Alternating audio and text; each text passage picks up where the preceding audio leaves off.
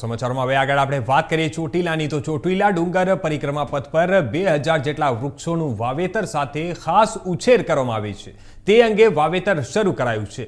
દર વર્ષે ચૈત્ર માસીના નવરાત્રમાં ડુંગર પરિક્રમાનું આયોજન ધર્મ જાગરણ સેવા સમિતિ દ્વારા છેલ્લા ઘણા વર્ષોથી થાય છે. ત્યારે સુપ્રસિદ્ધ યાત્રાધામ એવા ચોટીલા ચામુંડા માતાજી ડુંગર પરિક્રમા આશરે 5 થી વધુ કિલોમીટરના અંતરે અસંખ્ય ભાવિ ભક્તજનો કરતા હોય છે. ત્યારે ચૈત્રી માસ ઉડાણા આવે છે અને ખરા તડકે ભક્તજનો પરિક્રમા કરતા નજરે ચડતા હોય છે.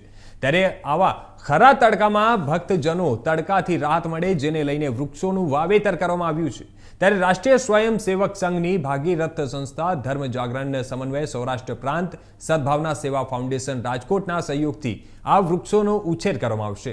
2000 જેટલા વિવિધ પ્રકારના વૃક્ષોનો ઉછેર તેમજ વાવેતર સહિતનો તમામ ખર્ચ મોરબીમાં ટંકારાના વતની હાલ દિલ્હી રહેતા બ્રિજભાઈ ઠક્કર તેમજ તેમના પરિવાર દ્વારા ઉઠાવવામાં આવશે.